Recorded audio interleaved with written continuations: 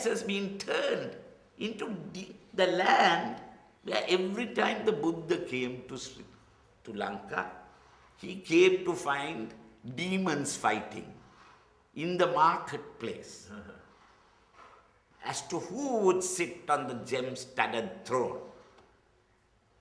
Buddha only came to settle that squabble.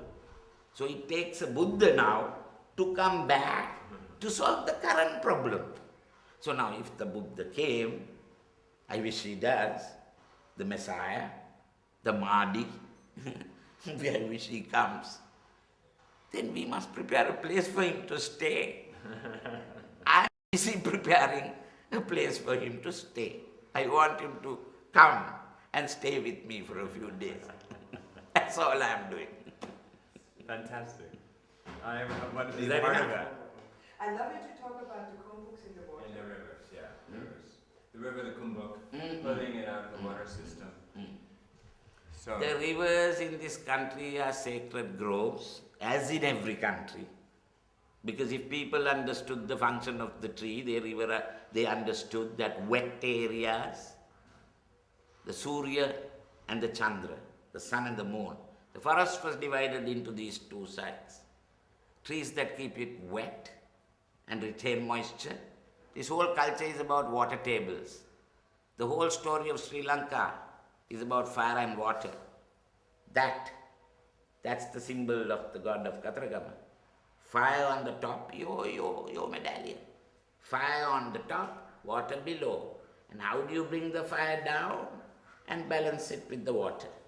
There in the middle is Satchitananda, Nirvana, Moksha, all those concepts that all these gurus tell you, if you follow me in the next 6 months, you'll get enlightened. There is no way, there is no system, there is no method. That is only for production. All the Babas in the world. And each time you meet these guys, you have to pay them more money. Right? No, the this... rivers. The rivers and the trees. Yes, it is the rivers and the trees. Yes, tell me. Because the river then has many motives. Passing, movement, the teacher in the river never stays the same, but still is the river, arising, passing, becoming a circle. So this is the most sacred of motives in all culture. Trees that then come, this is the zone of the moon, because it is wet. Certain trees gather to keep that wetness, and what they shed and what they contribute is a puja, is an offering. To remove that or tamper with riverine ecosystems, the British in their wisdom declared things as sanctuaries. They didn't understand sacred groves. They said river reservations. River reservations belong today to the state, to the government. So even if you own land, theoretically, you can't come to 20 or 30 feet to the river or to the ocean. Now they are debating after the tsunami. You can't touch it. That's protected. But nobody protects it. They all cut it. They put pipes in the river and pump the water out. They put chemical effluents into the river. I mean, the river is being poisoned everywhere in Sri Lanka. Rivers are being poisoned. Trees are being cut. And the rivers are running less. Perennial droughts are setting in. Forest fires are increasing. This is all the cycle. Back to do not alter in any way perfect ecosystems. That is what the law. The law is right. I have nothing wrong, nothing to complain about the law. Every law in whatever country, whether it's the US or Sri Lanka, England, law is correct. It's the interpretation of the law. And people's regard for the law. Because greed sets in and the law has no effect.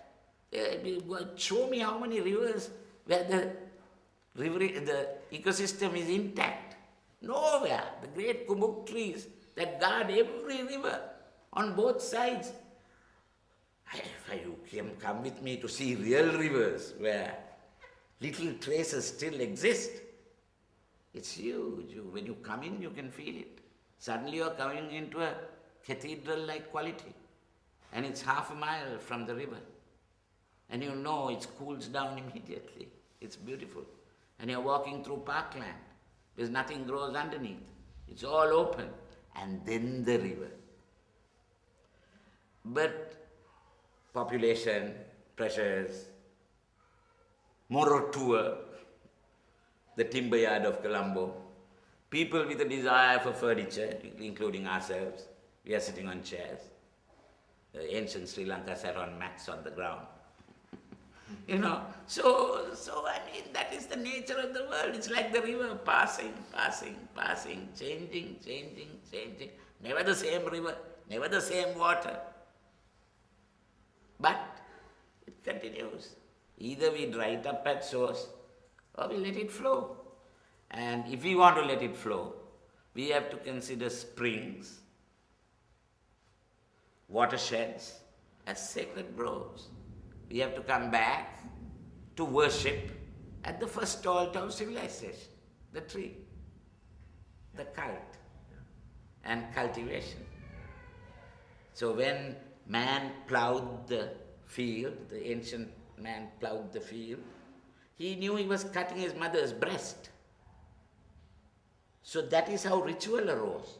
He pleaded, he asked pardon, he sang, and he sometimes gave another life in exchange for what he was taking. He may have cut a chicken's neck and spilt the blood on the ground, and then he plowed the field.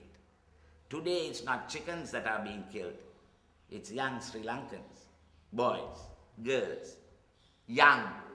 So in the same land that we treated as sacred, there's a blood sacrifice taking place all in the north and the east today. I don't believe this is an ethnic crisis. I believe it is a crisis of intelligence, where we have not grasped the principles which is at the center of all activity. Activities are only results. These are all results. We can talk Tucker for next 10 years on results. Yeah. We have Time Magazine, Newsweek and all these television programs to do that. We are talking principle. Yeah. So I don't want to get into discussions on human activity. We are all part of that game. We are all destroying. As we live, I am no exception. I am talking to better people than me. I am a sinner. I don't consider myself a good guy at all. But I am awakened enough to understand our real nature, our pig-like nature. Yeah. I said, let us recognize that first. Then we can have metanoia. Metanoia is a change of concept immediately, change of face. Sudden flash of lightning, St. Paul had it. Right? Sudden flash of lightning. The Buddha had it. And how did the Buddha react? House builder, you will never build this house again. Illusion. Done with illusion. What did Christ say? Father, Father, why hast thou forsaken me? Silence. There is no father to tell him why. He says, game is over. Consummatum est. Over. Finished. So we are talking of looking at the perspective from the top of the hill, not from the bottom. Yeah. If we have the perspective from the bottom of the hill, you and I will be talking. I love talking to you. We can drink some champagne. We can smoke a joint. We can have lots of fun. But we will take the next 50 years and still not come to the point. Yeah, exactly. But if we get to the top and we talk principles, 5 minutes, that's all it's necessary. No more.